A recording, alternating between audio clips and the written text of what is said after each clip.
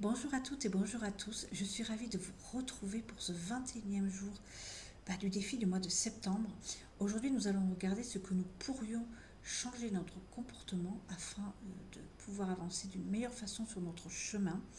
Et on va commencer tout de suite avec les signes de terre et le Béline de Gabriel Sanchez pour commencer à nous donner des éléments de réponse. Donc pour les taureaux, les vierges et les capricornes, le conseil qui vous est donné ici par le Béline, c'est de ne pas vous braquer face au changement et à la nouveauté ici. On vous dit ne résistez pas au changement, bien au contraire. Quand une nouveauté se présente à vous, quand quelque chose de nouveau se présente à vous, justement, prenez-les comme une opportunité, une ouverture vers quelque chose de nouveau, justement, qui pourrait vous faire évoluer dans votre spiritualité ici. On vous dit d'accueillir justement ces nouvelles, de sortir des sentiers battus et d'aller vers de la nouveauté pour vous élever spirituellement ici.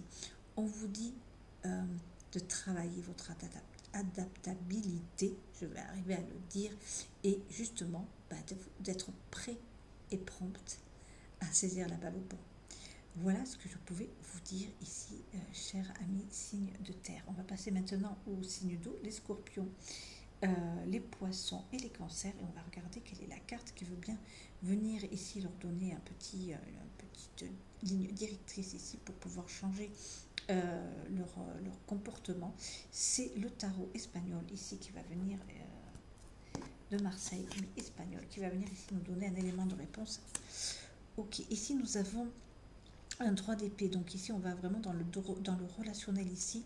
Ici il va falloir changer quelque chose dans votre manière d'être avec les autres ici, et qui vous mène systématiquement à des conflits, ou pas forcément des conflits violents ou agressifs ici, hein.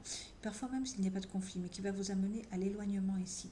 Le 3 d'épée dans le tarot de Marseille, c'est la carte de l'éloignement, la carte des ruptures, la carte des séparations, de l'éloignement ici. On vous dit que vous êtes en capacité ici de vous éloigner de certaines personnes comme ça, parce que vous l'avez décidé, mais que quand même, ce que cette carte nous dit aussi, c'est que très souvent, c'est quand même parce que vous l'avez décidé, et vous l'avez décidé parce que vous avez une tendance à l'exagération dans des sentiments négatifs. Vous pouvez avoir, comment dire, de la défiance vis-à-vis de certaines personnes. Vous pouvez aussi avoir un individualisme aussi assez exacerbé aussi, et peut-être aussi un petit peu de snobisme, un petit peu de mépris vis-à-vis de certaines personnes. Vous avez de l'ambition, vous avez envie de réussir, et vous avez l'impression que les personnes veulent systématiquement vous nuire. Il y a un brin de paranoïa là-dedans aussi quand même. Je tiens quand même à le dire. Euh, c'est une carte aussi qui va nous dire que nous avons aussi des personnes qui vont souvent se faire l'avocat du diable, essayer toujours d'aller voir le pire qu'il puisse y avoir chez une personne aussi. Des personnes aussi qui vont se donner comme une mission de pousser les autres dans leur retranchement, dans, pense-t-il, dans un but de les faire évoluer. C'est peut-être un brin orgueilleux, n'est-ce pas? Je le pense un petit peu quand même. Donc ici, cela vous dit vraiment peut-être que vous devriez prendre les personnes, euh, les regarder d'un autre point de vue peut-être, et ne pas forcément toujours voir les personnes comme des rivaux qui cherchent systématiquement à vous planter un poignard dans le dos peut-être. Voilà pour vous, signes d'eau. On va regarder maintenant les signes d'air, à savoir les gémeaux, les balances et les verseaux. J'allais en oublier un. Et on va regarder quelle est la carte qui vient vous donner un petit conseil pour ce que vous pourriez changer pour améliorer votre vie dans votre comportement. Ici, c'est un cavalier de carreau. Chez l'Indira, le tarot persan de Madame Indira. Ici, le cavalier de carreau va vous pousser au dynamisme ici, et va vous pousser à l'action, et va vous dire que maintenant, il faut agir, il faut passer à la vitesse supérieure.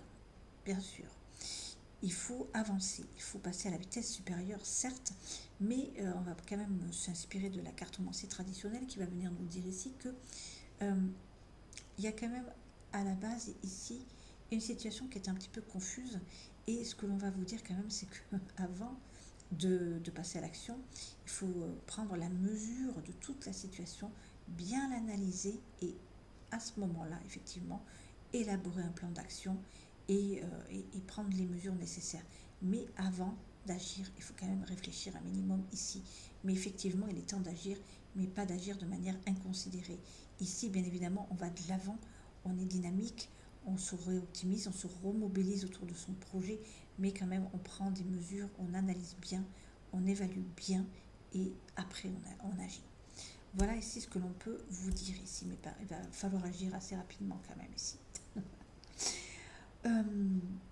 On va terminer maintenant avec les signes de feu, les lions, les béliers et les sagittaires, et on va regarder ce qu'on va venir vous conseiller ici avec le Light Seals. Et le Light Seals qui nous dit ici avec ce 5 de bâton à l'endroit, à noter qu'ici on a eu toutes que des cartes à l'endroit pour changer. Ce 5 de bâton ici, ce qu'il va venir nous dire, c'est que ce que vous devez changer, c'est votre manière de défendre votre point de vue ici. Le débat, quand il est constructif, c'est très bien. Mais par contre, ici, ce que l'on va vous dire, c'est que est-ce que c'est si important que ça, absolument, d'avoir le dernier mot dans une conversation? Est-ce que c'est si important que ça d'avoir raison à tout prix? Est-ce que c'est si important que ça de montrer aux autres qu'ils ont tort dans telle circonstance? C'est vraiment cela la question que vous devez vous poser. Est-ce que c'est vraiment le plus important? Chacun est libre de penser ce qu'il veut, et si les autres ont envie de s'entêter dans une direction qui n'est pas la bonne, c'est leur droit. C'est ce que cela vous dit aussi. Il y a le libre arbitre, bien évidemment, chacun est libre d'agir de la manière dont il veut, mais il y a aussi la liberté de penser, et chacun est libre de penser ce qu'il veut ici. Donc ce que l'on vous dit, c'est que bien sûr, d'ailleurs on vous pousse justement, on vous conseille de défendre vos opinions ici, mais pas forcément de vouloir les imposer ici. Ne vous imposez pas systématiquement, n'imposez pas votre point de vue aux autres et vos idées aux autres. Chacun a le droit de penser ce qu'il veut ici. C'est ce que l'on vous dit, et c'est ce qui vous permettra d'avancer et d'éviter tout conflit à l'avenir ici, parce que bien évidemment, ça va peut-être couper certaines conversations, ça va peut-être vous mettre à part, ça va peut-être aussi vous couper de certaines personnes qui risqueraient de prendre la mouche ici, et ça pourrait avoir des répercussions regrettables pour vous. Donc ici, c'est ce que l'on va venir vous dire pour vous.